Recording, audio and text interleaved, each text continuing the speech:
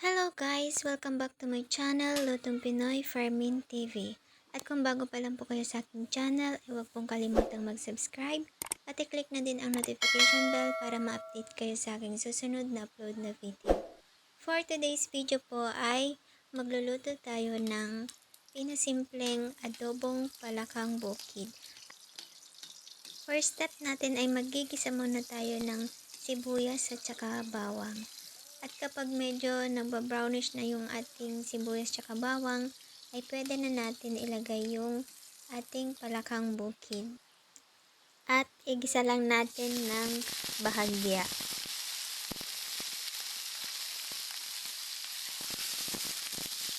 Yan, igisa lang natin ng konti.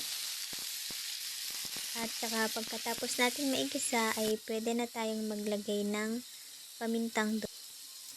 At saka pwede na natin isunod yung ating toyo.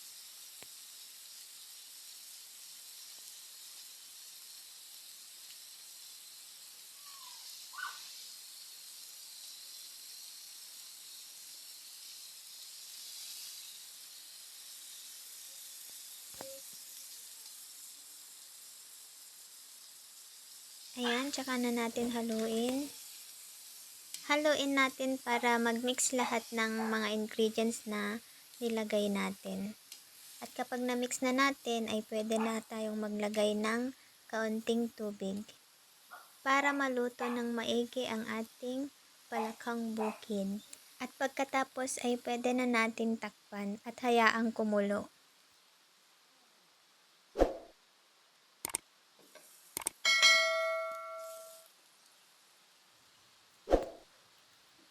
At kapag kumulo na guys, ay buksan na natin, tsaka natin haluin. Haluin lang natin yan. Yan, para mag-mix lahat ng mga ingredients na nilagay natin.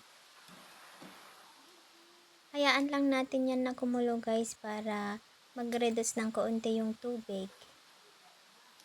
At kapag naubos na yung tubig, ay luto na yan.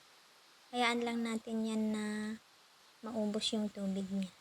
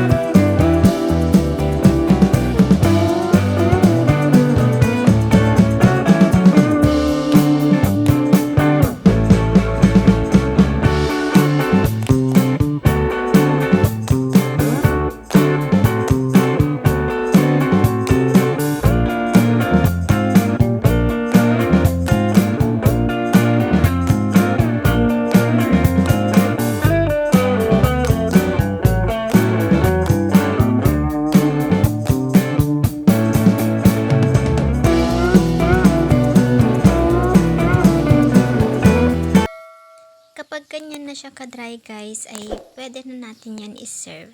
Ready to plate na po yan guys. Thank you for watching.